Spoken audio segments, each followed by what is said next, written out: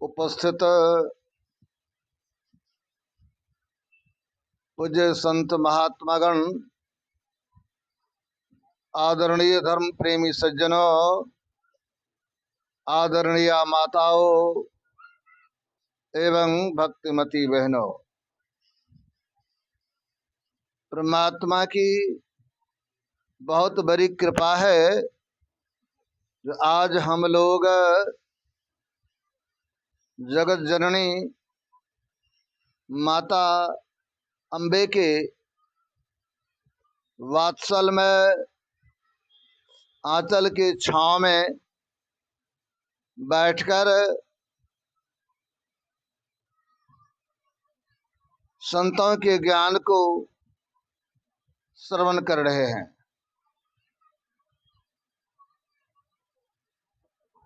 संतों का ज्ञान से लोगों का कल्याण होता है। संतों के ज्ञान से जीवन में परिवर्तन होता है। लोगों के संस्कार का निर्माण सत्संग और संतों के माध्यम से होता है। भारतीय संस्कृति सभ्यता को वह गौरव प्राप्त है जो यहाँ पर समय समय पर संत और भगवंत अवतरित होते हुए आए हैं। इस भारत की पावन भूमि को ये गौरव प्राप्त है जो यहाँ पर बहुत सारे भगवान, बहुत सारे देवी देवता और बहुत सारे संत महापुरुष प्रकट हुए हैं। और इस पावन भूमि पर समय समय पर लोग विविध तरह के पर्व त्योहार को मनाते रहते हैं। हाल ही में हम लोग पवित्र पर्व नवरात्रा को मनाए हैं और यह शारदीय नवरात्रा हमारे समाज को संदेश देता है। हमारे समाज में हम लोगों के अंदर जो कुरीतियां हैं, जो हमारे अंदर दुर्गुण है, उस दुर्गुण का बलि दे दें, उस दुर्गुण को समाप्त कर दें। प्रत्येक वर्ष लोग त्योहार मनाते हैं और दुर्गुण का प्रतीक, अहंकार का प्रतीक रावण का लोग दहन करते हैं। अहंकार और तामसी वृत्ति के प्रतीक महिषासुर का वध होता है। ये सब एक प्रतीक है। इस प्रतीक के माध्यम से हमारे वैदिक सनातन धर्म में लोगों को यह संदेश दिया जाता है जो इस कुरीतियों को समाप्त करें, कुविचार को समाप्त करें। ये होगा कैसे? ये संतों के ज्ञान से ही संभव है। जब तक संतों के ज्ञान समाज में नहीं आएगा, लोग संतों के ज्ञान का अनुकरण अनुसरण नहीं करेंगे, धर्म पर नहीं चलेंगे, सत्य पर नहीं चलेंगे, तो यह जो हम लोग कल्याण के मार्ग को खोजते हैं वो मिलना असंभव है। इसीलिए हमारे यहाँ यह जो नवरात्रा का पर्व होता है या फिर दीपावली का पर्व होगा, ये सब जितने भी सारे पर्व हैं हमारे वैदिक सनातन धर्म में, सब विज्ञान सम्मत हैं और सबके साथ कुछ न कुछ आध्यात्मिक रहस्य छिपा हुआ है। भले हम लोग नहीं जानते हैं, लेकिन सबके साथ एक प्रतीक है।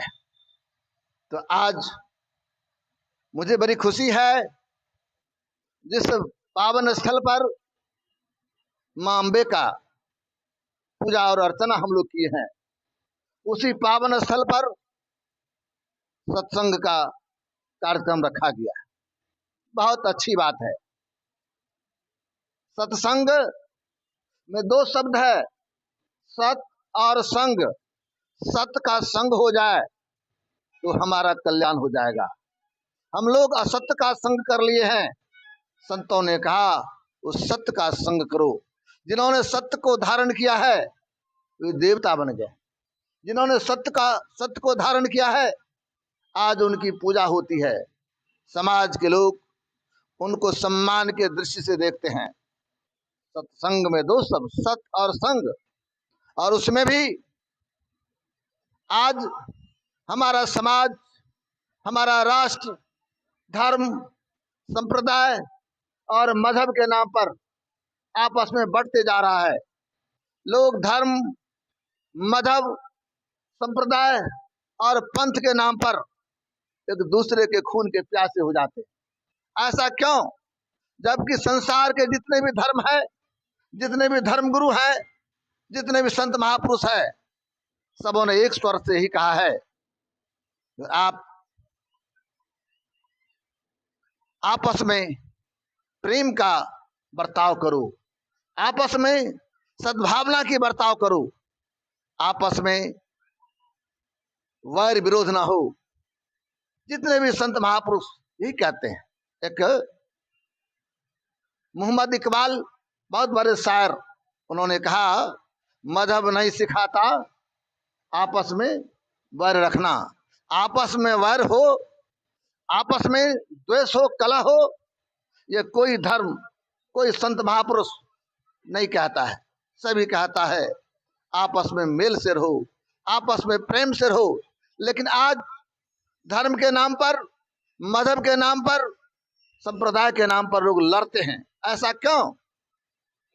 तो जिनकी तस्वीर देख रहे हैं ना, ये संत सदगुरु मारुति मई परमानंद जी महाराज बहुत बड़े समन्वयकारी संत हुए। इन्होंने कहा यदि मोटी और बाहरी बातों को तथा पंथाई भावों को हटाकर विचारा जाए तो यह सिद्ध होगा कि सब संतों का एक ही मत है। जितने भी संत महापुरुष हैं, जे पहुंचे सो कही गए, तिनकी एक बात, सबे सयाने एक मत, तिनकी एक जात। जो उस परमात्मा को प्राप्त कर लिया है, जो उस मालिक का दीदार कर लिया है, वो सब एक ही बात कहते हैं और सबका एक ही जात होती है। ये हम लोग मानव मात्र, ये मानव एक जात होता है और हम परमात्मा ने हमें मनुष्य बना के भेजा है।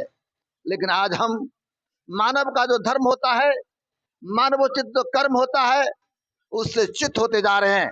जरा विचार करें, जिस रावण का हम लोग बराबर दहन करते हैं, वो रावण कौन थे? कहीं बाहर से आकाश से नहीं आया था। वो रावण भी बहुत बड़े बुद्धिमान, बहुत बड़े शास्त्रज्ञ थे। लेकिन असंग के कारण, संतों के संग से दूर रहने के कारण उसमें आसुरी प्रवृत्ति आ गई। जैसा कि भगवान श्री कृष्ण ने गीता में कहा, दैवी संपदा और आसुरी संपदा। उसमें आसुरी संपदा आ जाने के कारण उनको लोग राक्षस कहा, राक्षस राज कहा। लेकिन उन्हीं के भाई विभीषण थे। जब माता पिता एक ही थे तो वे राक्षस हो गए, ये भक्त कैसे हो गए? विभीषण का नाम लोग आदर के साथ लेता है, ये भगवान के भक्त। तो भाव क्या है? मानव अपने कर्म से, मानव अपने आचरण से समाज में सम्मान पाता है, समाज में पूजित होता है। इसलिए सबों को चाहिए अपना आचरण पवित्र रखें। हम धर्म पर चलें, सत्य पर चलें। सत्यमेव जयते। यह जो दुर्गा पूजा हम लोग मनाते हैं, नवरात्रा, भाव इसमें ही सत्य का विजय होता है। जो आसुरी प्रवृत्ति होता है उनका नाश होता है। उनके लिए माँ दुर्गा को प्रकट होना पड़ता है। लोग नहीं मानते तो प्रकट होना पड़ता है। वो आती है और सबों का संहार कर देती है।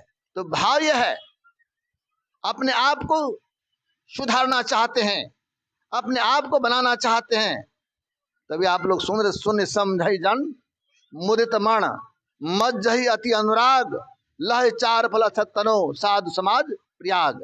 संतों के ज्ञान को ठीक ठीक सुना जाए, सत्संग में ठीक ठीक गोता लगाया जाए, तो चार फल, अर्थ, धर्म, काम और मोक्ष, ये चारों चीज की प्राप्ति इसी सत्संग में होता है। और इस सत्संग में कहा गया संत मत का सत्संग। ये संत मत कहने का मतलब कोई खास संप्रदाय या मजहब विशेष से नहीं है। ये संत मत कहने का मतलब सभी संतों का मत।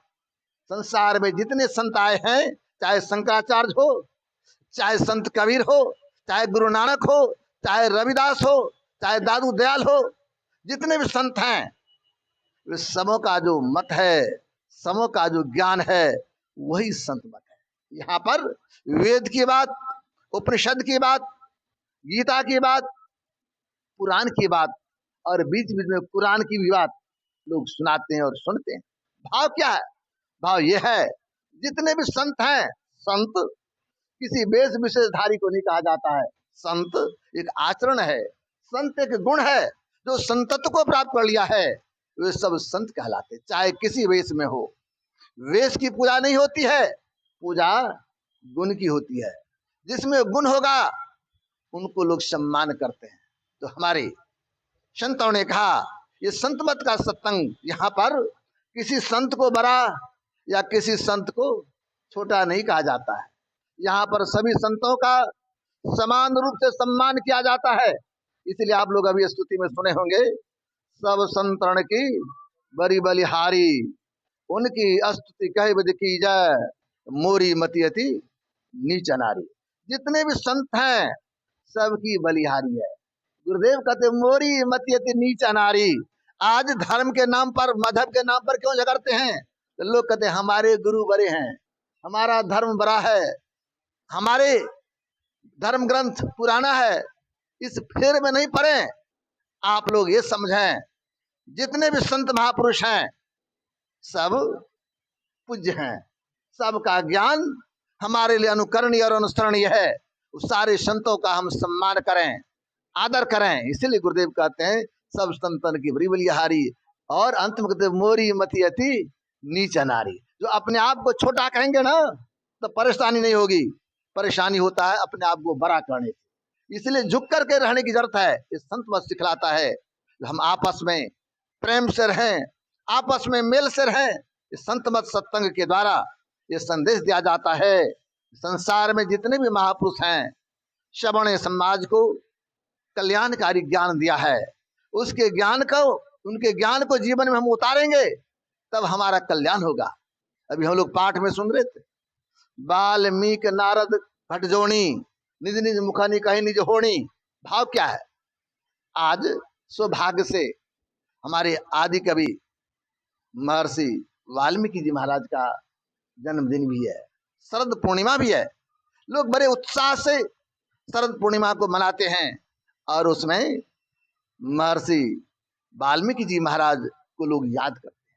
ये वाल्मीकि जी महाराज बड़े ऊंचे दर्जे के महापुरुष हुए। ये बहुत अच्छे अध्यात्म गुरु कहलाए। इनका ज्ञान समाज के लिए बहुत ही उपकारी सिद्ध हुआ। महर्षि वाल्मीकि जी महाराज ब्रह्मा जी के वंशज ही थे। ये जो कश्यप और आदित्य, उनके पुत्र वरुण, वरुण के पुत्र यह वाल्मीकि, जिनका पहले का नाम रत्नाकर था। इनकी मां का नाम चार्सनी और इनके भाई भृगु ऋषि थे। इनके भाई भृगु ऋषि थे। कितने उत्तम संस्कार के लोग थे।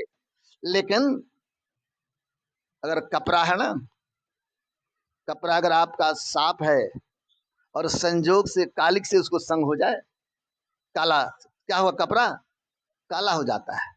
तो कपरा साफ है, लेकिन अगर संग जैसा हो जाता है तो कपरा वैसे बन जाता है।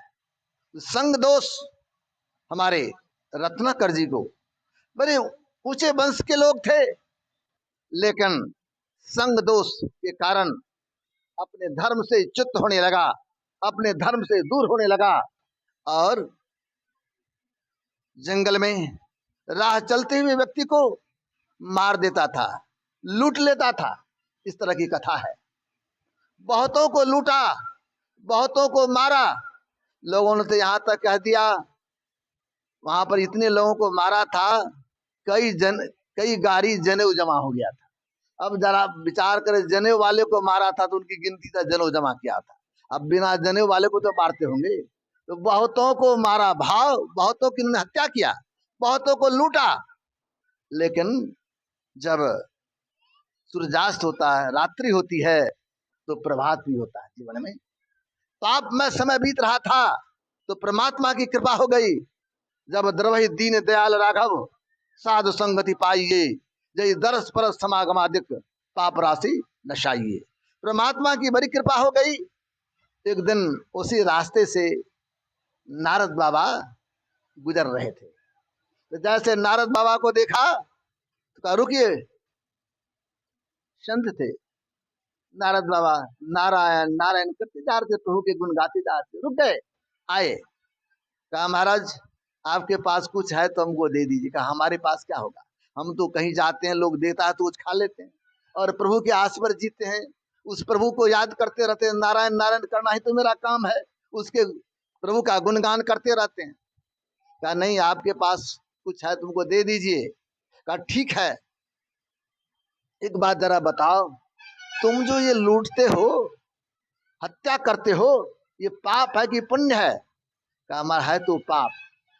का पाप का फल क्या होता है? का पाप का फल दुखदाई होता है। तो आप जो इतने लोगों को मारे हो, लूटा है, तो क्या क्या लूट करके? का लूट करके अपने घर में देता हूं, अपनी पत्नी है, माँ है, पिता है, सबका भरण पोषण में करता हूं। का एक बात करो, एक बार घर में जाके पूछ लो, तुम जो इतनी हत्या करते हो, लूटते हो, इससे जो धन होता है तो सबका भरण पोषण करते हो, और इससे जो पाप बनता है उसका भागी सब कोई होंगे कि नहीं, बांटेंगे कि नहीं? कहा महाराज आप हमको कहते हैं हम जाएंगे घर, आप भाग जाइएगा तब? कहा मैं नहीं भागूंगा, मुझे बांध दो। देखिए संत कैसे दयालु होते हैं, दूसरे के रक्षार्थ, दूसरे को ज्ञान देने के लिए अपने स्वयं बंध गए। नारद बाबा को वृक्ष से बांध दिया। मस्त है संत को, क्या है, मस्त है, नारायण नारायण बंधा हुआ तो हाथ में बंधा हुआ है, लेकिन मन तो नहीं बंधा हुआ है। मन को उस तन काम में, मन राम में, उस प्रभु को याद कर रहा है। अब ये गए घर, जैसे घर गए, दरवाजे पर पिताजी मिल गए। कहा पिताजी एक बात जानते हैं? का क्या? मैं कमा करके लाता हूँ, आप लोगों का भरण पोषण करता हूँ, लेकिन कैसे लाता हूँ? का कैसे लाते हो? कहा महाराज मैं जंगल में लोगों की हत्या करता हूँ और लूट करके यहाँ पर देता हूँ, आप लोग का भरण पोषण होता है। क्या इससे जो पाप बनता है उसको आप बांटिएगा? तो पिताजी का उसको हरगिज मैं नहीं बांटूंगा। जब तुम छोटा था तो मैं कमा कमा के लाया, तुमको खिलाया, तो मैं तुमको पूछा था जब मैं कहाँ से लाता हूँ, पाप करता हूँ पुण्य करता हूँ, उसका भागी तू तो नहीं बनाता था? नहीं, अब तुम्हारी बारी है, तुम जो कुछ करते हो तो उसका भागी तुम बनो, मैं क्यों भागी बनूंगा? तब गए माँ के पास, माँ से भी पूछ बैठा, माँ मैं जो लूट करके लाता हूँ, लोगों की हत्या करके लाता हूँ, ये पाप बनता है, इस पाप की भागी बनोगी? तो माँ कहती बेटा अगर मैं जानता मेरे कोख से तुम्हारे जैसे दुराचारी पुत्र का जन्म होगा तो उससे बढ़िया बांझ में रहती वो अच्छा था। मैं आज जानी तुम लूट करके लाते हो, तुम पाप करते हो। मैं तो सोचता था मेरा पुत्र भगवान का भक्त होगा, मेरा पुत्र ईश्वर भक्त होगा, लेकिन तुम लूट करके लाते हो, ऐसा मैं नहीं सोचा था। देखो तुम्हारा कर्तव्य है, तुम जैसे हमको खिलाओ, मैं तुम्हारे पाप का भागी हरगिज नहीं बनूंगी। अगर मैं जानती जो तुम बड़ा होकर इस तरह होगा, दुराचारी बनेगा, तो मैं तो भगवान से प्रार्थना कर तुम मर ही जाता तो अच्छा होता, लेकिन तुम आ गया है, अभी तुम्हारा कर्तव्य बनता है। अब वहां से लौटे, पत्नी के पास जाते हैं। तो देखिए जीवन में लोग जब छोटे रहते हैं ना, तो माँ बाप से बड़ा प्रेम रहता है बच्चे को, माँ बाप से बहुत प्रेम मिलता, बड़ा वात्सल प्रेम मिलता माँ बाप से। तो लोग सुख दुख की बात माँ बाप से कहते हैं। और जैसे विवाह हो जाता है, जैसे ट्रेन चलती है ना, बस चलती है, तो कई स्टॉपेज होते हैं ना, जिस गाड़ी की स्टॉपेज कम है तो गंतव्य पर तुरंत पहुंच जाता है, पहुंचती गाड़ी है। और जब बीच में हॉल्टेज हो जाता है स्टेशन, तो गाड़ी वहां रुक जाती है। जैसे शादी हो जाते हैं, तो बीच में एक स्टेशन तैयार हो जाता है। पहले तो सीधे आते थे माँ के पास, पिता के पास, अब बीच में एक स्टेशन हो जाता है, तो लोग जाते उसी स्टेशन रुक जाते हैं। अधिकांश उसी स्टेशन में रुकना शुरू कर देते हैं। तो माता पिता से संबंध कुछ कम हो जाता है, लगाव कुछ कम हो जाता है, और पत्नी से लगाव ज्यादा हो जाता है। चाहे अफसर हो कि हमारे व्यापारी वर्ग हो कि किसान हो, पैसा कमा के लाते हैं तो माँ बाप के हाथ में देते हैं बहुत कम, बहुत कम। मैं तो कहता हूँ 95% में से 5% ऐसे होंगे जो वेतन उठ के आता होगा तो माँ के हाथ में देता, माँ है देखो रखो, ऐसा बहुत कम कहता है। लेकिन जैसे पैसा उठ के आता है तो घर में पत्नी कैशियर है ना, वो गृह मंत्रालय में तुरंत पैसा ले लेगी अपने हाथ, उनके पास जो पैसा जाएगा उनके पास, माँ के पास नहीं, पिता के पास नहीं। ये तो इस तरह की प्रक्रिया है, लोग देते रहते हैं उनको। तो मांस के बजाय लोग को धर्म पत्नी से विशेष लगाओ, क्या कीजिएगा, प्रकृति का नियम है। और वही जब वाल्मीकि जी गए पत्नी के पास तो पत्नी देख के, आज आप सवेरे लौट के आए, क्या बात है? कहा देखो कुछ मैं पूछने के लिए आया हूँ। क्या पूछने के लिए आए हैं? तो मैं यही पूछने के लिए आया हूँ, जो पैसा कमा के लाता हूँ वो लूट करके लाता हूँ, हत्या करके लाता हूँ, उससे जो पाप बनता है, पैसा तो तुम जेब से निकाल के रख लेती है, लेकिन उससे जो पाप बनता है उसकी भागी तू बनोगी कि नहीं? तो वो कहती है देखिए हमारे पिताजी अगर जानते आप लुटेरा है तो आपके हाथ में मेरा हाथ हरगिज नहीं देता, वो आपसे शादी नहीं करता हमारी। वो तो जानते थे आप धर्मात्मा होंगे, आप अच्छे आचरण के होंगे, आप अच्छे परिवार के हैं, इसलिए आपके यहाँ मेरी शादी की है। और आपके यहाँ जब शादी कर दिया तो ये आपका धर्म बनता है जो पत्नी क्या भरण पोषण कैसे करें, आप लूट करके लाइए कि जैसे ले आप जानिए, आपके पाप का भागी हम नहीं बनेंगे। अब इनको बहुत चोट पहुंचा, मन में बहुत दुख हुआ, जिसके लिए मैं लाता था कमा कमा करके, वो एक भी व्यक्ति मेरे साथ दुख साथ देने वाला कोई नहीं रहा, आया लौट करके। अब रोने लगा, नारद बाबा के चरणों पर गिर गया, उसका बंधन खोला, चरणों पर गिरा, कहा महाराज क्षमा कीजिए, संसार में मेरा कोई नहीं रहा, जाऊं कहां तजी चरण तिहारे, हे प्रभु आपको छोड़ के मैं कहां जाऊं, मेरे रक्षा करने वाले अब कोई नहीं रहा, जिसके लिए मैंने जीवन व्यतीत किया, जिसके लिए मैंने पाप किया, सबों ने पाप का भागी बनना नहीं चाहा, अब मेरा कल्याण कैसे होगा, अब मेरा उद्धार कैसे होगा? रोने लगा। तो संत तो बड़े दयालु होते हैं, संत बड़े कृपालु होते हैं, साध बड़े परमारथी, घन जो बरसे आए तपन बुझावे और को अपनों पारस लाए। संत बड़े उपकारी होते हैं, बड़े दयालु होते हैं, दूसरे के लिए ही तो जीते हैं, उनका जीना ही तो दूसरे के लिए होता है। कहा बेटा घबराओ नहीं, जो बीत गई सो बात गई, जो समय चला गया वो लौटेगा नहीं, जितना तुमने पाप किया वो तो किया, लेकिन अब जो समय बचा है इस समय का सदुपयोग करें। ये कैसे होगा, क्या करें? कहा देखो प्रभु का जो नाम है, भगवान का नाम है, बड़ा कल्याणकारी नाम है, प्रभु के नाम को लेने से ही सारे पाप का शमन होने लगता है। पापी से पापी भी व्यक्ति भी अगर प्रभु का नाम लेना शुरू करे, प्रभु के शरण में चले जाएं तो उनका कल्याण हो जाता है। इसलिए घबराओ नहीं, रास्ता है तो प्रभु के शरण में चलो। कहा महाराज आप जो कहेंगे वैसा मैं करूंगा, आप संत हैं और हमारे गुरु भी हैं, आप हमारे गुरु भी हैं, आप जो रास्ता बताएंगे वैसा मैं करूंगा। एक संत ने बड़ा अच्छा कहा, बिना गुरु की कृपा पाए नहीं जीवन उधारा है, फंसी श्रुति आय जम फांसी, अन सुधि आपनी नासी, भाई भव सुख की बासी, कठिन जाते उधारा है। आप अपना उद्धार चाहते हैं तो गुरु के शरण में जाएं, बिना गुरु की कृपा से कुछ नहीं होगा। जब लोगों को दुख होता है ना, जब अधिक दुख होता है तब लोग परेशान होते हैं, अब व्याकुल हैं, रो रहे हैं, अब क्या करें महाराज? कहा बेटा कोई बात नहीं, जब लोगों को कष्ट रहता है, दुख होता है, उस समय लोग बड़े व्याकुल हो जाते हैं, लेकिन जब सुख होता है तब प्रभु को भूल जाते हैं। महाभारत युद्ध जब समाप्त हुआ, पांडव लोग राजा बन गए, युधिष्ठिर जी महाराज, तो भगवान श्री कृष्ण गए कुंती के पास, कहता बुआ अब मैं द्वारका लौटना चाहता हूँ। तो कहती है, काहे मधुसूदन तू क्यों जाना चाहते हो, मेरे साथ तो रहो। कहा नहीं, अब मैं जाता हूं, अब तो तू राजमाता बन गई है, तुम्हारे पुत्र सम्राट बन गए हैं, अब मैं जा रहा हूं। तो रोने लगी। कहा नहीं नहीं, काहे रोती हो, तुमको जो मांगना है तू मांग लो बुआ, लेकिन रो मत, मुझे जाने का आदेश दो।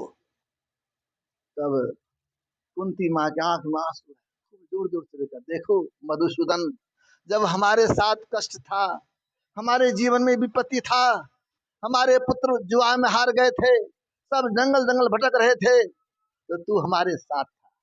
जब जब विपत्ति था तो तू हमारे साथ रहा।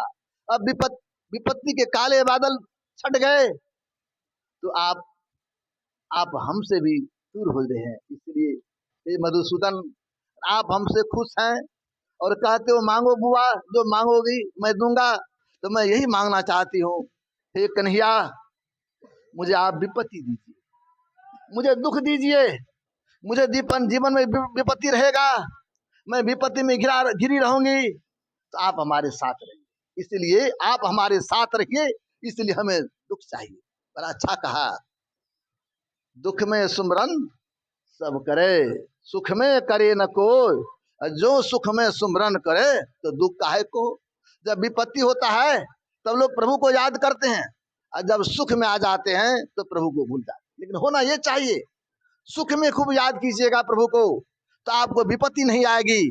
तो वह रत्नाकर रो रहा है, महाराज अब कैसे कल्याण होगा, कहा होगा कल्याण, आप बैठ जाइए। उनको कहा बैठो, और उनको मंत्र बतला दिया, कहा भगवान का नाम जपो। जो संत होते हैं, जो गुरु होते हैं, जो मंत्र बतला दे, वही मंत्र हमारे लिए कल्याणकारी हो जाता है, उसी मंत्र को जपने की जरूरत है। नारद बाबा ने उनको मंत्र भगवान का नाम बतला दिया, कहा ठीक ठीक जपिए, मन को संसार की तरफ नहीं ले जाइए, मन को संसार के विषयों की तरफ मत ले जाइए, आंख बंद करके खूब जप कीजिए और सब प्रभु का ध्यान कीजिए। बैठ गए, इनको तो विपत्ति था, दुख था, बैठ गए जप करने के लिए और मंत्र जपने लगा। तो मंत्र जितने भी भगवान के नाम है ना, चाहे राम कहें, कृष्ण कहें, शिव कहें, माँ अम्बे कहें, ओम कहें, गुरु कहें, जो भी नाम कहते हैं, जितने भी नाम हैं, सब नाम मंत्र हैं, और कोई मंत्र छोटा या बड़ा नहीं होता है, सब में गुण बराबर है। लेकिन जो उस मंत्र को जैसा व्यवहार करते हैं ना, वैसा लाभ होता है। बंदूक है, कहते कौन बंदूक होता है, AK-47, बहुत बहुत गोली उसमें रहती है, अगर आपके पास दे दिया या आप प्रयोग करने के लिए नहीं जानते, आ जाएंगे बाघ, आप पर हमला कर देगा, आपका जीवन साफ हो जाए। आपके हाथ में बंदूक है, लेकिन बंदूक को चलाना जानिएगा तब ना, बंदूक के चलाने की युक्ति तो जानिए। आप में तो साहस भी चाहिए, आप में बल भी चाहिए, तब तो आप चलेंगे। हथियार तो दे दिया गया। उसी तरह जितने भी नाम हैं सब प्रभु के नाम हैं, लेकिन उस नाम को जपने की युक्ति जानिए, उस नाम को कैसे जपा जाए, कैसे ध्यान किया जाए, इसका ज्ञान कौन देगा, जो ध्यान किया है, जो ध्यान करते हैं वही ना देंगे। आपको कोई रोग हो गया है तो रोग का इलाज कौन करेंगे, जो वैद्य हैं, जो डॉक्टर हैं, वे आपके रोग का इलाज करेंगे। इसीलिए कहा ये संसारिक रोग का इलाज, शारीरिक रोग का इलाज वैद्य करते हैं, डॉक्टर करते हैं। और हमारे अंदर में जो संस्कृत संताप है, जन्म मरण का जो दुख सबसे बड़ा है, इसका डॉक्टर कौन होते हैं, सदगुरु वैद्य, वचन विश्वासा, संयम यह विषय की आशा। ये जो संत सदगुरु होते हैं ना, यही असली वैद्य होते हैं। जिस तरह नारद बाबा मिल गए उनको वैद्य, और उनको नाम बता दिया। एक संत हुए, आपको सहरसा जिला में, उनका नाम लक्ष्मीनाथ गोसाई, बड़े ऊंचे दर्जे के सिद्ध महापुरुष थे। एक बार लक्ष्मीनाथ गोसाई जा रहे थे, रास्ते से नदी पार करना था, सुबह सुबह का समय था, तो उनका नियम था हरे रामा कृष्णा कृष्णा हरे हरे गाते चलते थे। अब नदी पार करनी है, तो वहां पर नाविक सब था, कहा देखो जी हमको कीर्तन में जाना, अष्टजाम में, जरा पार कर दो, समय हो रहा है। तो सब पार करने वाला का सुबह सुबह की बात है, भूरे भूर पार करने के लिए कहा था। आपको साथ देगा नहीं, बाबा जी है, बाबा जी कहाँ से देगा, ये पार कर नहीं करेंगे तो भूरे भूरे उधारी हो जाएगा, तो भर दिन पार फ्री करना पड़ेगा। इसीलिए सब इधर से उधर कर रहा है, नहीं पार कर रहा था। कहा देखो जी, पार नहीं करोगे तो हम पार हो जाएंगे, तुम लोगों को पश्चाताप करना होगा। अब ये क्या क्या अपने सिखों का, चलो मेरे साथ, अब चल दिए हरे राम राम राम हरे हरे करते हुए। ये भवसागर से पार करने वाला भगवान का नाम है, ये तो नदी है। विश्वास किया, गाते गाते चले गए, पानी घुटना से ऊपर नहीं था।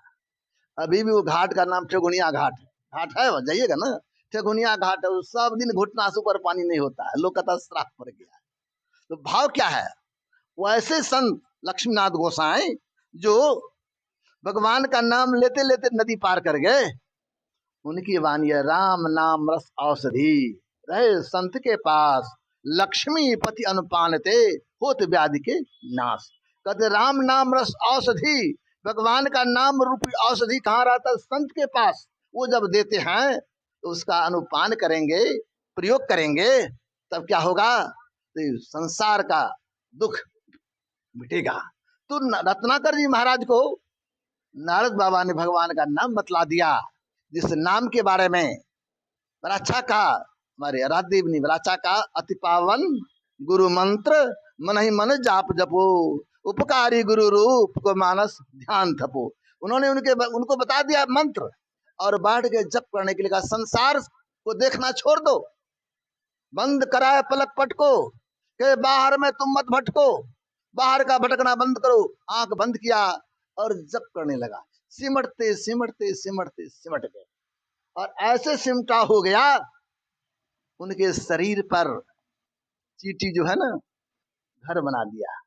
उसको कहते बल्मीक। बहुत वर्षों तक समाधि में बैठे रह गए। उस मिट्टी के घर में जो था, बाद में उससे निकला ना, तो उसी का नाम वाल्मीकि हो गया, बल्मीक से वाल्मीकि हो गया। और बड़े उच्च दर्जे के महापुरुष ब्रह्मज्ञानी अपने अंदर में वर्णात्मक नाम का जप किया, धन्यात्मक नाम का ध्यान किया, और उस ध्यान को करके क्या हो गया, उल्टा नाम जप जग जाना, वाल्मीकि भय ब्रह्म समाना।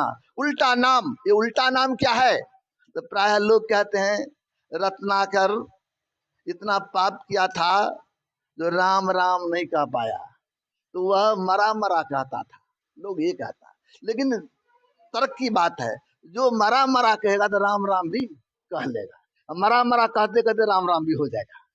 तो ये क्या है, कहने का भाव ये है, उल्टा नाम जब जग जाना, ये नहीं कहा जो मरा मरा जब जग जाना वाल्मीकि भय ब्रह्म समाना, कहा उल्टा नाम। ये नाम का उल्टा, उल्टा क्या होता, जैसे हम लोग पढ़ते थे विपरीतार्थक शब्द, आकाश तो पताल, दिन तो रात, तो उल्टा नाम क्या हुआ। तो अभी जो हम लोग बोलते हैं वर्णात्मक नाम, नाभि से ठोकर लगता है, हृदय में आता है, कंठ से बाहर निश्रित होता है।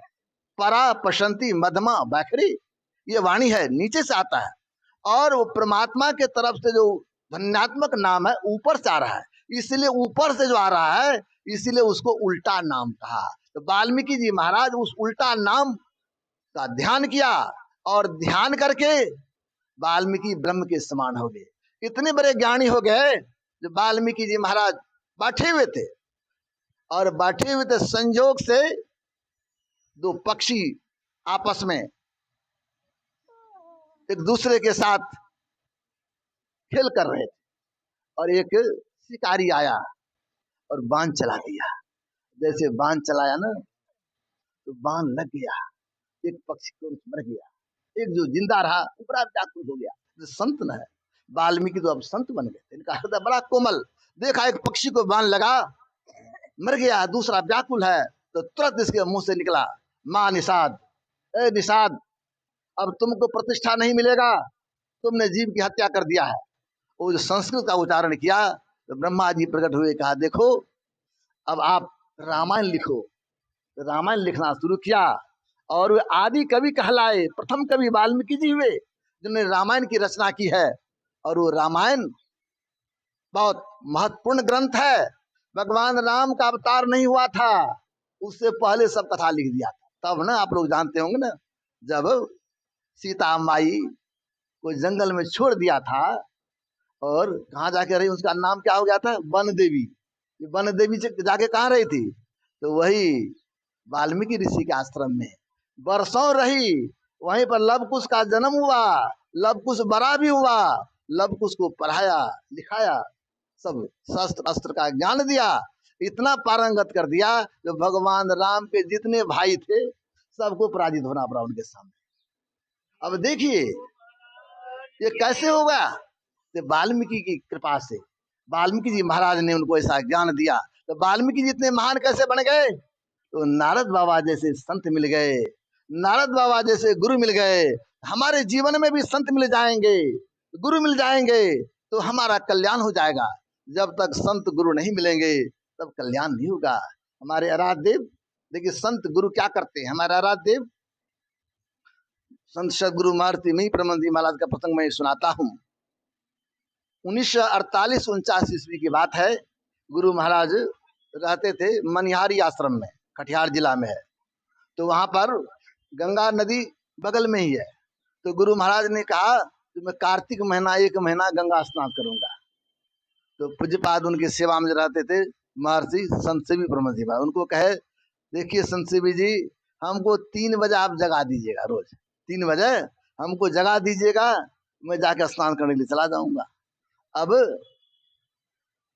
कुछ महर्षि संत सेवी प्रमंद महाराज क्या किए, घड़ी होता है, अलार्म घड़ी होता है ना, अलार्म घड़ी लगा दिया 2:45 बजे, टन टन करने वाली घड़ी लगा दिया। तो जैसे 2:45 बजे अलार्म होता था उठ के जाते थे। तो गुरु महाराज के बरामदे वजह से जाते थे ना, तो गुरु महाराज पहले से जगे हुए ध्यान कर रहे, तो कहते थे महावीर जी, जी हजूर, जाके ध्यान कीजिए। अब 30 दिन ये जाते थे जगाने के लिए, उससे पहले बढ़ के ध्यान कर रहे हैं।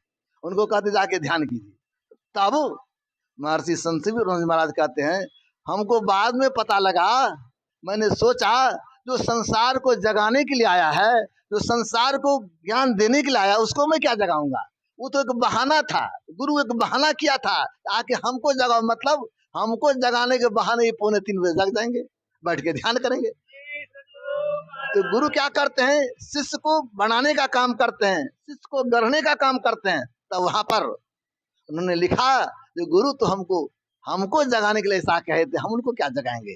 कहते थे जाइए महावीर जी ध्यान कीजिए, मतलब ध्यान कीजिए। ये भाव होते हैं, ऐसे होते संत, ऐसे होते गुरु। लोगों को विश्वास नहीं होता है, विश्वास चाहिए। जिनको विश्वास होगा उनका कल्याण होगा। यह जो मंदिर है जहाँ पर हम लोग आज बैठे हुए हैं, यहाँ पर माँ जगदम्बे का पूजा हुआ। तो मैं एक प्रसंग सुना रहा हूँ। बंगाल में एक संत हुए रामकृष्ण परमहंस जी महाराज, उनके शिष्य हुए विश्वविख्यात स्वामी विवेकानंद जी महाराज। संयोग से कुछ वर्ष पूर्व मैं गया था दक्षिणेश्वर। तो वहां गया, तो वहां के जो पुजारी महोदय थे मुझको देखा, तो मैंने हाथ जोड़ा, वो भी आके हाथ जोड़े, बड़े भले लोग। तो मैंने कहा, मैंने पढ़ा था तो रामकृष्ण परमहंस जी महाराज माँ काली से बात करते, तो कौन माँ है, हम इधर देखना चाहते। तो लेके चला गया, तो मैंने जाके प्रणाम किया, कहा महाराज अभी बात करते। नहीं आप कहाँ बात करते हो, तो पहले रामकृष्ण परमहंस जी से बात करते, हम लोगों से कहाँ बात होता है। कहा वही मकाम, माँ तो वही है, लेकिन हम लोगों से बात नहीं होता है। तो रामकृष्ण परमहंस जी महाराज, उसका नाम था गदाधर, वह पुजारी बने वहां पर उस मंदिर में और पूजा करते थे। तो पूजा सिर्फ नहीं करते थे, एक पूजा होता है हम पूजा कर दिए, एक पूजा होता है हृदय से। अगर हृदय से पूजा करेंगे तो आप भी पूजित हो जाएंगे, आपकी भी पूजा होने लगेगी। वह गदाधर हृदय से पूजा करने लगा। जब भोग लगाता था, पत्तल लाता था, तो माँ खाओ ना, माँ खाओ ना, तो माँ नहीं खाते थे। 2 रोज 1 रोज का, अब आप नहीं खाइएगा तो हम नहीं खाएंगे। उठा लिया तलवार, खड़ग रहता है ना काली मंदिर में, उठा लिया, कहा मैं अपने गला को काट दूंगा, आज नहीं खाइएगा। जैसे उठाया तो माँ प्रकट हो गई, कहा बेटा खाओ। तो जैसे कहा बोले माँ तू खाओ ना, तो माँ को दिया खाने के, माँ खा गई। तब माँ भी इसको तू भी खाओ बेटा। अब ऐसा होता था, रोज भोग लगाने के आता तब माँ खाती थी, तब ये भी खाते थे। कभी कभी ये रूठ जाते थे, जैसे बच्चा रूठता है ना, ये रूठ जाते थे, माँ इनको बेटा खा लो ना, इनको खिला दे। ऐसा बेटा और माँ का प्रेम। माँ जैसे माँ कहते हैं तो हृदय भर जाता है, वात्सल प्रेम उमड़ जाता है। अब वह बराबर इसी तरह करता था। संयोग से एक दिन एक महात्मा जी आ गए, गंगा किनारे गए थे स्नान के लिए, ये घूम रहे थे, महात्मा आए। तो महात्मा ने देखा ये संस्कारी पुरुष है। उन्होंने कहा, देखिए आप ब्रह्म दीक्षा ले लें। कहा, हमको ब्रह्म दीक्षा की जरूरत नहीं है, मैं तो माँ से बात करता हूँ, माँ मुझको खिलाती है, मैं माँ को खिलाता, इसलिए मुझे और कुछ नहीं चाहिए। कहा ठीक है, माँ है तो जहाँ माँ से पूछ लो। माँ जैसा कहे तो गए माँ के पास। माँ प्रकट हुई। माँ, एक महात्मा आए हैं, वो कहते ब्रह्म दीक्षा लेने के लिए, क्या करें? तो माँ कहती, बेटा तुम्हारे लिए मैं उसको कश्मीर से लाई हूँ, वो कश्मीर में रहने वाले महात्मा है, उनको मैंने प्रेरणा दिया, जो मेरा बेटा वहाँ है बहुत सेवा करता है, लेकिन ज्ञान के अभाव में रह जाएगा तो उसका कल्याण है, इसलिए चलो उनको मैं प्रेरित करके बुला करके यहाँ लाई हूँ बेटा, इसलिए तुम जाके ब्रह्म दीक्षा लो। अब माँ जब जिनको कह दे तो कैसा भाव आएगा। तुरंत आए, हाथ जोड़ा, कहा महाराज अब देर मत करे, क्या हुआ? माँ बोलते, हाँ माँ का आदेश हो गया ब्रह्म दीक्षा लेने का। बैठ गए। जब बैठ गए, आसन पर बैठा मंदिर में और कहा जप कीजिए, ध्यान कीजिए। तो उसका मंत्र और ध्यान दोनों सिद्ध था। जैसे जप करता था तो माँ सामने आ जाती थी, जैसे जप करता था माँ सामने आ जाती, जिसको हमारे यहाँ कहते मानस जप, मानस ध्यान। जैसे जप करता था, ध्यान करने तो माँ सामने आ जाती, इतना सिद्ध हो गए थे मंत्र। तो माँ कह जब आती थी सामने तो तोतापुरी बगल में थे तो देख लेते थे। उच्च दर्श के माँ कहा, देखो माँ को सामने से हटाओ, अब माँ को सामने से हटाओ। तो माँ नहीं हटती है, माँ आ जाती है। कहा नहीं, तुम अपने ज्ञान के तलवार से माँ को हटाओ। तो कहा नहीं, माँ तो नहीं हट रही है। तब एक कांच का टुकड़ा था, कांच का टुकड़ा उठाया और रामकृष्ण परमहंस के गुरु मध्य में यहाँ पर सटा दिया, संकेत है, पल में कर दे निहाल, भजो साध गुरु जी, साध गुरु साध गुरु साध गुरु जी। जैसे सटाया यहाँ पर, कहते अपने ख्याल को कहीं नहीं लगाओ, अगल बगल कहो दृष्टि न डोले, सन्मुख बिंदु पकड़ लागी, सुखमनिया में मोरी नजर लागी। जिसको सुखमनिया कहते हैं, जिसको नसाग्र कहते हैं, जिसको हम लोग सुषमना कहते हैं, उसी को तीसरा तिल भी कहते हैं, उसको शिव नेत्र भी कहते हैं। कहते जैसे टीका लगाए ना आप, टीका उसी का संकेत है, उसको दसवां द्वार भी कहते हैं। कहते वहीं पर अपने आप को लगाओ। जैसे लगाया, दृष्टि टिक गई। जैसे दृष्टि टिकी तो हमारा दुर्गा सप्तशती भी पढ़ते हैं, जो माँ क्या है, माँ शब्दात्मिका का रूप है। माँ का रूप शब्दात्मिका है, तो शब्दात्मिका रूप जो है उस शब्द को पकड़े और उसके सहारे अपने अंदर में सिमट गए। और कहते हैं कई घंटों तक बैठे रह गए, इनके सेवक सबको परेशानी हो गया, आज बैठ गए क्या होगा। तो तोतापुरी कहा घबराओ नहीं, बैठने दो। लोग कहते हैं 72 घंटे तक बैठे रहे, तब उठे, तब इनको ज्ञान हुआ, उसके चरणों पर गिर गया। भाव क्या हुआ, जो माँ से बातचीत करते थे उनको कहाँ जाना पड़ा, तोतापुरी जैसे गुरु के शरण में गया। और तब जो ज्ञान हुआ, ध्यान किए, तब वो कहते थे माँ सब जगह है, माँ से कोई जगह खाली नहीं है। इतना जब ज्ञान हो गया, तो जिनको ऐसा ज्ञान होगा उनकी अस्थिति सिया राम मैं सब जग जानी, करो प्रणाम जोरी जुग पानी। उसको ऐसी स्थिति करने के लिए क्या करना होगा, कि प्रभु का नाम है तो पहले श्रद्धा से प्रेम से प्रभु का नाम जपिए, खूब प्रेम से जपिए, और नाम से संबंधित रूप का ध्यान कीजिए।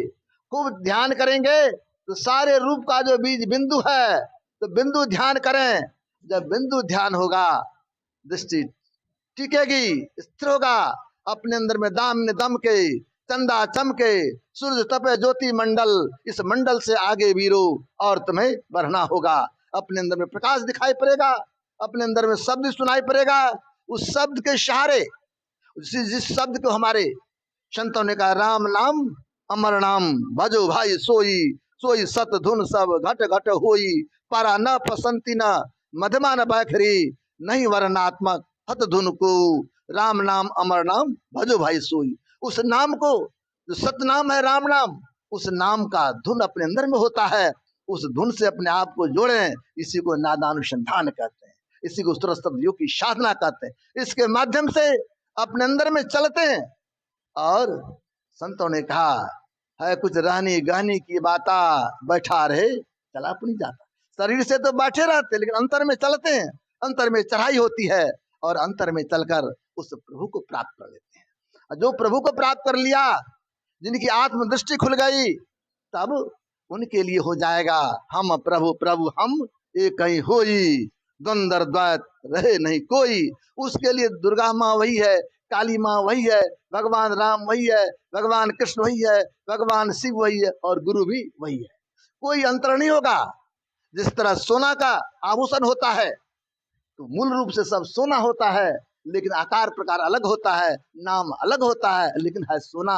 उसी तरह तत्वता जितने भी हैं सब एक हैं, अलग नहीं है। उस एक को जान लीजिएगा तो आपका कल्याण हो जाएगा।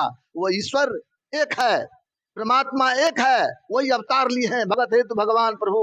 राम धनु तन भूप के चरित पावन पुनि प्राकृत अनुरूप। वो आते हैं संसार में लोगों का कल्याण करने के लिए। वो जो सत्ता है, शक्ति है, उसी को ब्रह्म कहते हैं, उसी को परमात्मा कहते हैं, उसी को ईश्वर कहते हैं। उस परमात्मा सत्ता ईश्वर को जानिए और जो जान लेंगे तो ईश्वर एक है। ईश्वर एक है, नाम अनेक है, रूप अनेक है, लेकिन ईश्वर एक है। उस ईश्वर तक जाने का रास्ता भी अनेक नहीं है, उस ईश्वर के पास जाने का रास्ता एक है। और अनेक क्या होता है बाहर में? बाहर में पूजा पाठ होम जप यज्ञ करते हैं, ये सहारा है। इसके माध्यम से हमारा मन इधर झुकता है। प्रतिमा प्रतीक, ये प्रतीक है, इसके तरफ झुका हो। इसलिए सहारा, जिस तरह बच्चा है, बच्चा को पढ़ने के लिए जब स्कूल भेजते हैं तो पहले कहता क, तो क कैसे सिखलाता है? छोटा बच्चा है तो क से कमल, कमल का फोटो रहता है तस्वीर, बच्चा को कहता क से कमल, क से कमल, ख से खटिया, ख से खटिया, ग से गाय, तो बच्चा पढ़ लेता है। लेकिन वही बच्चा जब पढ़ लिया, बीए में कर गया, तो क से कमल नहीं कहेगा, ग से गाय नहीं पढ़ेगा। ग से सिर्फ गाय ही नहीं होगा, लाखों शब्द बन जाएंगे। उसी तरह शुरुआत करने के लिए एक वर्ण से शुरू करते हैं। उसी तरह परमात्मा जो सहारा है, मंदिर है, मस्जिद है, गिरजाघर है, देवालय है, ठाकुरबाड़ी है, शिवालय है, ये सब आस्था का केंद्र है। इस समाज में होना चाहिए। मंदिर की जरूरत है, शिवालय की जरूरत है, देवालय की जरूरत है। वहां जाते हैं, हमारी आस्था टिकती है, हमारा मन वहां टिकता है और इसके बहाने हम एक जगह जुड़ते हैं, एक जगह आते हैं। इसलिए समाज में मंदिर चाहिए, समाज में शिवालय चाहिए, समाज में ठाकुरबाड़ी चाहिए, मस्जिद भी चाहिए। जो उस समाज के लोग उसको मस्जिद चाहिए, जो गिरजाघर तो वो भी चाहिए। ये सब आपस में लोगों को जोड़ने का काम करता है। लेकिन हाँ, यहाँ आने से प्रेम का संदेश लोगों को मिले, यहाँ आने से लोगों को आपस में किस तरह हम रहें इसका ज्ञान मिले। तो दरअसल में ये सब जो है, ये सब सहारा है। ये सब क्या है? सहारा है। लेकिन रास्ता एक है, क्योंकि ईश्वर एक है और वह ईश्वर सब जगह है और सबके अंदर में भी है। तो सबके अंदर में है तो रास्ता है कहाँ? तो सबके अंदर में है। उस ईश्वर के पास जाने के लिए कहीं बाहर जाने की जरूरत नहीं है। मुझको कहा खोजत बंदे मैं तो तेरे पास में, ना मैं काबा, ना मैं काशी, ना मैं बसू कैलाश में। वो सब जगह है लेकिन सबके अंदर में भी है। इसलिए बाहर खोजने में तो परेशानी है, अपने अंदर में खोजिए। निज तन में खोज सज्जन, बाहर न खोजना, अपने ही घट में हरि है, अपने में खोजना। अपने में खोजिए और अपने में खोजने के लिए ही ध्यान करने की जरूरत है, जप करने की जरूरत है। ध्यान और जप करें। मंदिर है तो मंदिर में जाएं। देखिएगा सब कोई मंदिर में जाते हैं, माँ की मूर्ति है, उनके सामने जाते हैं तो हम भी कहते हैं मूर्ति पत्थर का है, सब कहता पत्थर का, लेकिन भाव देखिए वहां पर भाव की प्रधानता है। मंदिर में जाते थे माँ, हे जगत जननी मैया, वहां जाके लोग प्रणाम करते हैं और आंख बंद करते। आंख बंद करने का क्या मतलब है? जो माँ तू बाहर में है वो हमारे अंदर में प्रकट हो जा। जब हमारे अंदर में प्रकट हो जाएंगे तब कितना आनंद होगा। इसीलिए संत मत सत्संग के माध्यम से ये ज्ञान दिया जाता है। जो प्रभु सर्वव्यापक है, सब जगह है, उनकी प्राप्ति अपने अंदर में होगी। अपने अंदर में चलना है। जो कोई अपने अंदर में चलेंगे उस प्रभु को प्राप्त कर लेंगे। इसी के लिए बाहर जाने की जरूरत नहीं है, सब कोई अपने अंदर में चलिए। इसके लिए गुरु की आवश्यकता है। जिस तरह वाल्मीकि जी महाराज को नारद बाबा गुरु मिल गए तो ज्ञान दिया तो अपने अंदर में गया, उसी तरह हम लोगों को भी गुरु मिलेंगे तो ज्ञान दिया जाएगा तो अपने अंदर में चलेंगे। इसलिए हमारे संत कबीर बाबा ने बड़ा अच्छा कहा, जिनकी लगन गुरु सो नाही, ते नर खर कुकर सम जग में वृथा जन्म गवाही। कहते हैं गुरु के शरण में जाएंगे तब कल्याण होगा। बिन गुरु भव निधि तरे न कोई, जो बिरंची शंकर सम हुई। इसलिए गुरु के शरण में जाएं, उनसे ज्ञान लेकर के अपने अंदर में चलना शुरू करें। आपका जो कर्तव्य है, जो रोजगार है, उस रोजगार को कीजिए, लेकिन ध्यान भजन नहीं छोड़िए। जिस तरह समय पर भोजन करते हैं, समय पर शौच जाते हैं, स्नान करते हैं, उसी तरह समय बांध करके जब ध्यान भी कीजिए, सत्संग कीजिए। संतों ने कहा रोटी दाल भात खाते हैं, इससे हमारा शरीर को बल मिलता है, और अगर हम सत्संग में जाते हैं तो हमारे मन को बल मिलता है, और जब ध्यान करते हैं तो हमारे आत्मा का खुराक है। इसलिए रोटी दाल भी चाहिए, मन को भी खुराक चाहिए, तो सत्संग कीजिए, धर्म ग्रंथ को पढ़िए सुनिए, और आत्मा को का खुराक जप और ध्यान कीजिए। ये सब कुछ चाहिए। इसको करने के लिए ध्यान भजन करना चाहते हैं तो सात्विक आहार लीजिए। एक सज्जन ने मुझे कहा बाबा 10 दिन तक हम लोग लहसुन प्याज भी नहीं खाए। कहा क्यों? तो नवरात्रा था न बाबा, इस दिन बढ़िया से ध्यान बन के खाली फल खाए। मैंने कहा सिर्फ 10 दिन का है, 10 दिन में माँ इतना खुश होती है, जब जीवन भर नहीं खाएंगे तब कितना खुश होंगे। कहा बाबा बात तो आप तो ठीक कहते, मतलब ये 10 दिन के लिए नहीं व्रत होता है, जीवन भर के लिए व्रत निभाइए। इसलिए सात्विक आहार लीजिए। जिस तरह नवरात्रा में सिर्फ फल खाते हैं, अंडा मांस मछली नहीं खाते, उसी तरह लोगों को संकल्प लेना चाहिए, जीवन भर हम मांस मछली अंडा शराब नहीं लेंगे, अच्छा से रहेंगे, ध्यान भजन करेंगे, तब न कल्याण होगा। अपने आप को पवित्र रखिए, और घर में माता पिता है उनकी सेवा कीजिए, माता पिता की सेवा कीजिए, सास ससुर की सेवा कीजिए। अगर माता पिता की सेवा नहीं कीजिएगा तो आपकी सेवा नहीं होगी। इसीलिए आपका कर्तव्य बनता है जब अपने सास की सेवा करें, अपने ससुर की सेवा करें, माँ का सेवा करें, पिता का सेवा करें। आप नहीं करेंगे तो आपकी भी सेवा नहीं होगी। कर भला होवे भला, करके भला तू देख ले, कर बुरा होवे बुरा, करके बुरा तू देख ले। अगर भला करेंगे तो भला होगा, बुरा करेंगे तो बुरा होगा। इसलिए भला करने का प्रयास करें। जहां तक दूसरे का बुरा अगर नहीं करते हैं, अगर भला नहीं करते तो बुरा भी नहीं कीजिए, साथ में रहिए। और संसार में कैसे रहें? देखो भालो ताको मत, खाओ पियो चखो मत, भोगो भागो फंसो मत, बोलो चालो बको मत। कम बोलना है, देखना आंख है तो देखना ही है, लेकिन सात्विक भाव से देखिए, सात्विक चीज को सुनिए तो बड़ा अच्छा होगा। संसार में रहें, सबसे मिलजुल करके रहें, सबसे प्रेम से रहें, सत्संग भजन करते रहें तो बड़ा अच्छा होगा। जीवन का कोई ठिकाना नहीं है, कब शरीर छूट जाएगा कोई नहीं जानता है। इसलिए एक पल का बड़ा महत्व है, इस पल का ख्याल रखिए, एक क्षण का भी ख्याल रखिए। इसीलिए क्षण क्षण पल पल समय सिरावे, नर्तन दुर्लभ फिर नहीं पावे। एक एक क्षण जो व्यतीत होता है वो लौट के नहीं आएगा। इसलिए संतों ने कहा एक एक क्षण का सदुपयोग करें, भगवान को याद करते रहें, सुमरन भजन करते रहें। इस श्वास का कोई कीमत नहीं है। हमारे अनादेव का जब अंतिम समय आया था तो यही गुनगुना रहे थे, सुकरत कर ले नाम सुमर ले, को जाने कल की जगत में खबर नहीं पल। सुकरत कीजिए, नाम सुमरिए, कल क्या होगा कोई नहीं जानता, शरीर कब छूट जाएगा कोई नहीं जानता। इसलिए जो समय मिला है इस समय का सदुपयोग करें, ध्यान भजन करते रहें, सत्संग करते रहें, तो आपका इहलोक और परलोक दोनों संवरेगा। यहाँ इस गांव का नाम बड़का गांव है, जो नाम है बड़का गांव, तो काम भी बड़ा होना चाहिए। तो यहाँ के लोगों ने बड़ा अच्छा काम किया, दुर्गा मैया की स्थापना किया है। तो मैं तो चाहूँगा यहाँ पर भव्य मंदिर बने, और भव्य मंदिर बने, यहाँ पर माँ की आराधना होते रहे, पूजा होते रहे, और सत्संग भी होता रहे। इससे बड़ा कल्याण होगा, समाज का सुधार होगा, समाज का उद्धार होगा। बहुत अच्छा काम इन्होंने किया है।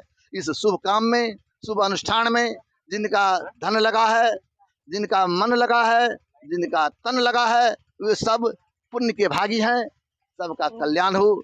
मैं गुरु महाराज से, परमात्मा से प्रार्थना करता हूँ सबका कल्याण हो। इन्हीं के साथ मैं अपने वाणी को विराम दे रहा हूँ। और हमारे श्रद्धेय परमेश्वर बाबू बड़े सरल लोग हैं, जैसा